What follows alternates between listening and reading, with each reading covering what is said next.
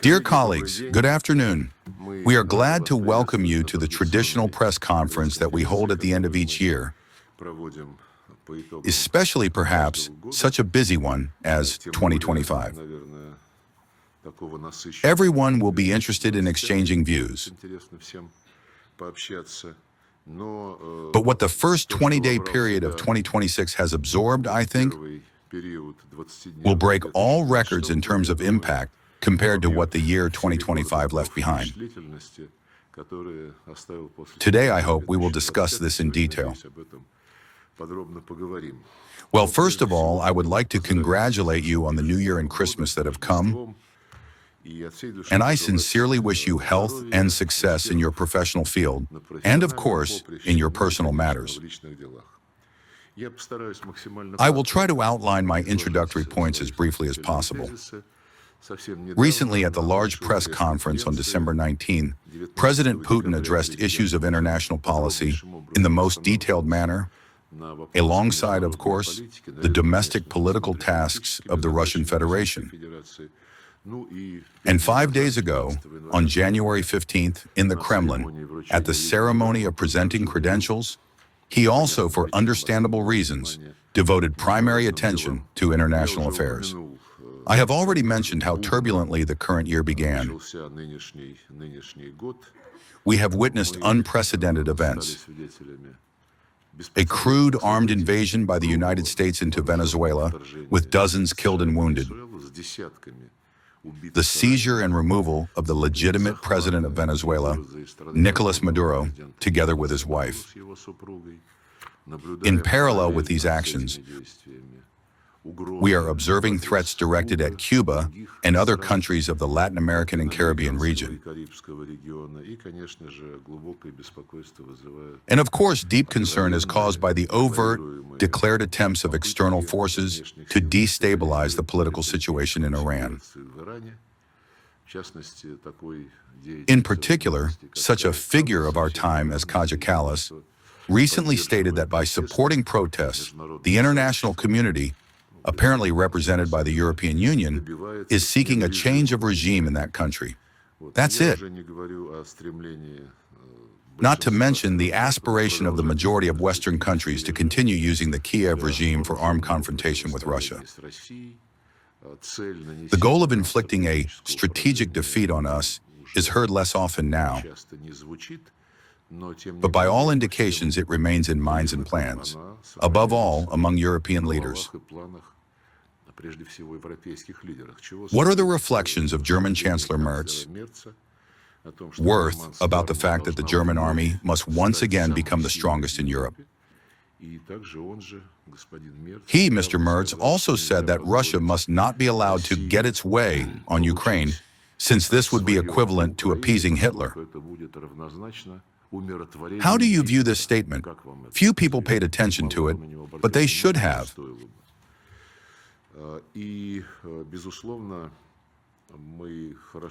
And of course, we remember well and must not forget what such self-confidence of the German leadership has led to several times in history. Speaking of the Second World War, for understandable reasons, we cannot help but recall it. I would like to note that in Japan, discussions have intensified about changing the constitution with regard not merely to building up offensive military potential, but also to revising the country's non-nuclear status.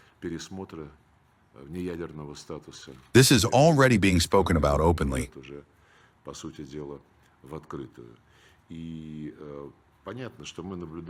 It is clear that we are observing deep-seated shifts in relation to the entire world order.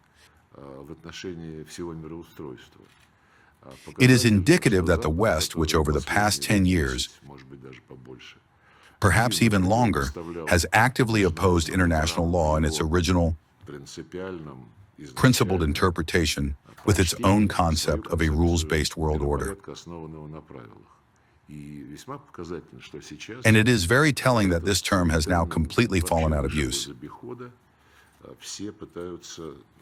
All of the Western countries, Western European countries, of course, are trying to understand what is happening in the world in the context of the line that has been announced and is being pursued by President Trump, which fits into the rules-based world order. Only the rules are written not by the collective West, but by one of its representatives. And for Europe, this is the strongest shock. We are observing this.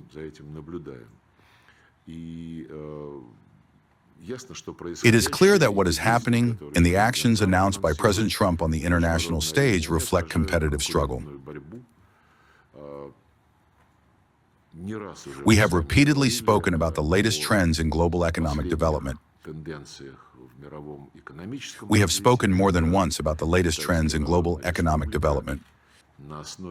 When the People's Republic of China, using the very rules that the West, led by the United States, laid as the foundation for the model of globalization, which until recently was promoted everywhere, has outplayed its Western competitors in trade, economy, investments, and infrastructure projects based on these rules.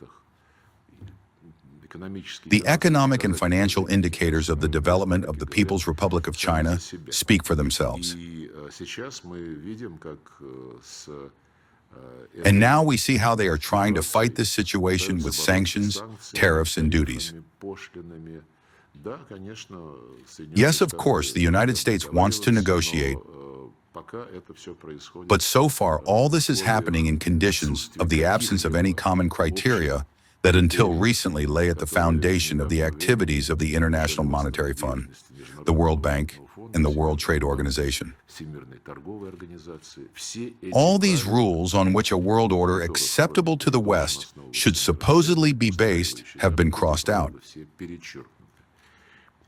There is a game of whoever is stronger is right. Well, we are all watching this. We can discuss in more detail how the vision is conceptually changing and how specific processes in the sphere of world order are developing during an interactive dialogue.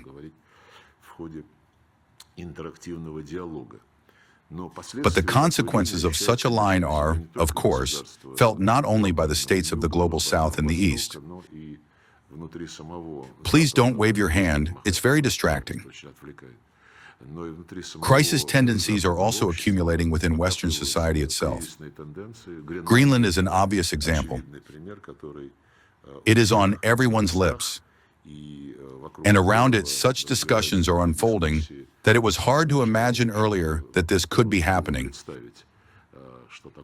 including prospects for preserving NATO as a single Western military political bloc. Speaking of Greenland, we proceed from the fact that if Western countries want to talk among themselves, according to their own rules, well, that is their choice and their right. We will conduct business with all our partners from the countries of the world majority, and from among Western countries that are interested in talking with Russia and discussing specific mutually beneficial projects. We will, of course, discuss on the basis of the principles of equality. One can say that we want to apply generally accepted norms of international law everywhere. But the main thing here is equality, mutual respect, and the search for a balance of interests.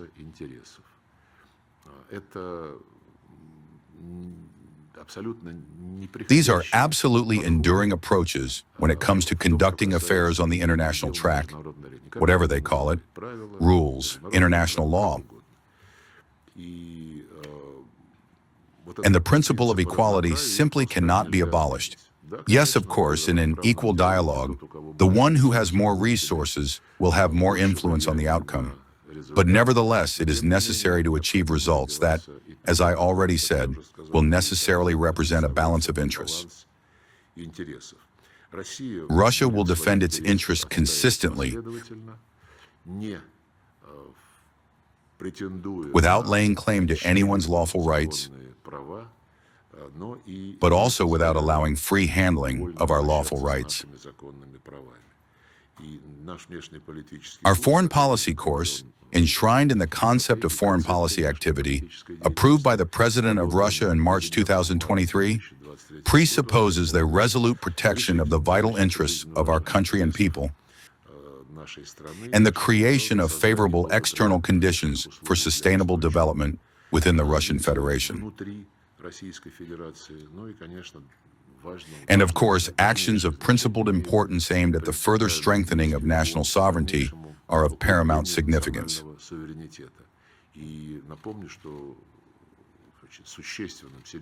I would like to remind you that substantial support in the context of strengthening national sovereignty was provided by the amendments introduced in 2020 to the Constitution of Russia.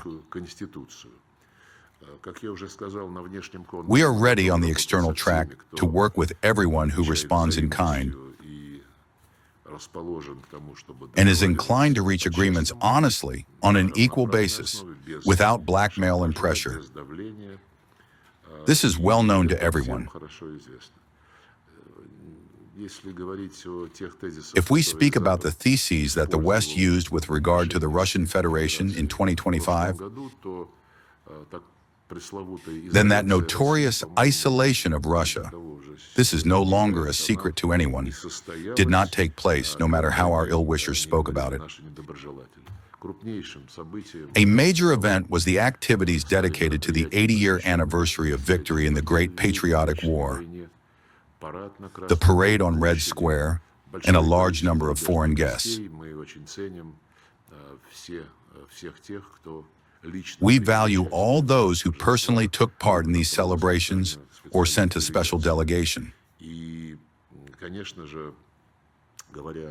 And of course, speaking of the Second World War and its outcomes, one cannot fail to mention similar events that were held in Beijing on September 3rd.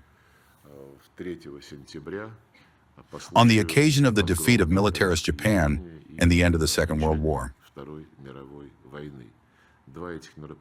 These two events clearly demonstrated that the overwhelming majority of states do not want to forget the memory, the lessons, and the history of the Second World War.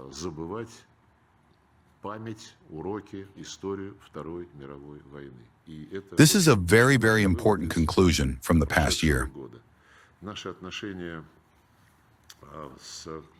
I will not dwell in detail on our relations with specific countries and regions. This can be discussed during the question and answer session.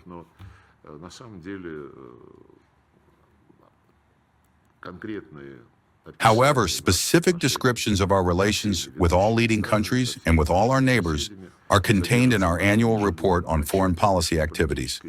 This is a very detailed document. It contains all statistical breakdowns and presents the facts. I hope that those who are interested in specific country-related topics have familiarized themselves with it. I would like to single out several areas from the results of 2025 that are gaining increasing importance in 2026 as well.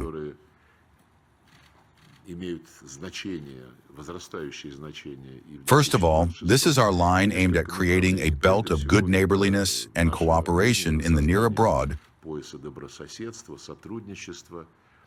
within the framework of the CIS, the Eurasian Economic Union, the Collective Security Treaty Organization, and the Shanghai Cooperation Organization.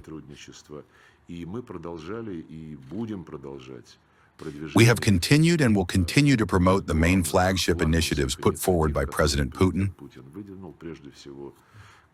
Above all, the formation of the Greater Eurasian Partnership,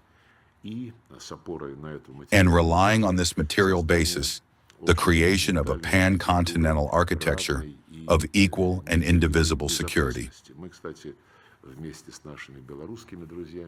Together with our Belarusian friends, we are promoting an initiative to develop a Eurasian Charter of Diversity and Multipolarity in the 21st century, which we have declared open for participation by all states of the Eurasian continent without exception. I have already mentioned our relations with China. They are unprecedented in their level, depth, and the coincidence of positions regarding the development of the situation in Eurasia and on the global stage. I would like to especially note the privileged strategic nature of our partnership with India, which President Putin also visited last December.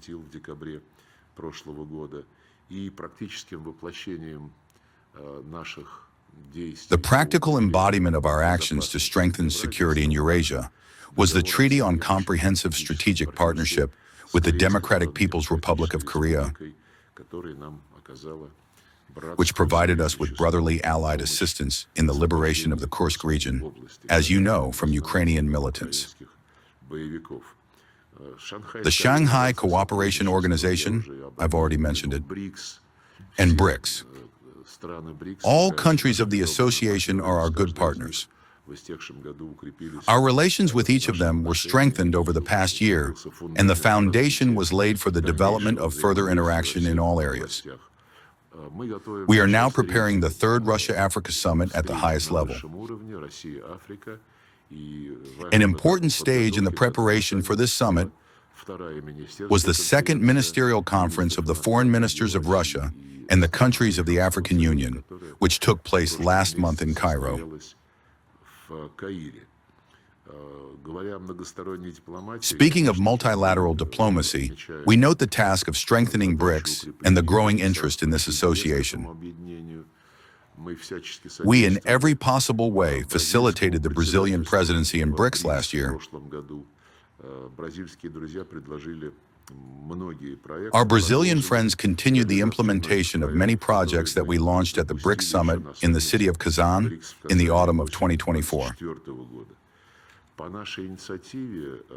At our initiative, supported by the countries of the Group of Friends in Defense of the UN Charter, the General Assembly adopted two important, principled decisions on proclaiming the International Day for the Fight Against Colonialism in all its forms, which will be observed on December 14th, and also on proclaiming the International Day for Countering Unilateral Sanctions. This day will be observed annually on December 4th. At our initiative last autumn in the city of Hanoi, the UN Convention on Countering Cybercrime was signed. This is the first document in the field of ensuring international information security. We hope that the same concrete results will be achieved in the course of the discussions that are now unfolding on how to regulate artificial intelligence.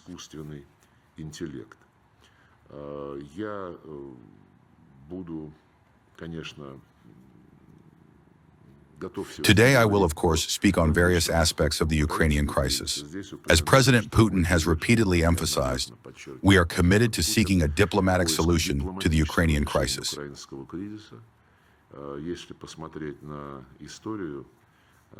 If one looks at its history, starting from 2014, and especially in the period since 2022, there has been no lack of goodwill on the part of the Russian Federation with regard to concluding political agreements. But each time our Western neighbors, primarily European ones, did everything to derail these agreements, they behave in the same way with respect to the initiatives put forward by the administration of Donald Trump.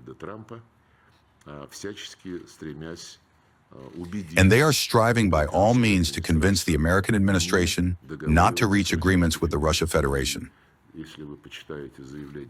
If you read the statements of European politicians and leaders, Kaja Kallas, Ursula von der Leyen, Merz, Starmer, Macron, Rutte, they are seriously preparing for a war against the Russian Federation, and in fact, they are not hiding this. Our position on Ukraine consists in the necessity of eliminating the root causes of this crisis, the root causes which the West for many, many years deliberately created in order to turn this country into a threat to the security of our country, into a bridgehead against Russia right on our borders. And of course, as for the encouragement of an openly Nazi regime that came to power as a result of a coup d'etat in 2014, which set a course toward the eradication, legislatively and even physically, of everything Russian, education, language, culture, the mass media, including the canonical Ukrainian Orthodox Church.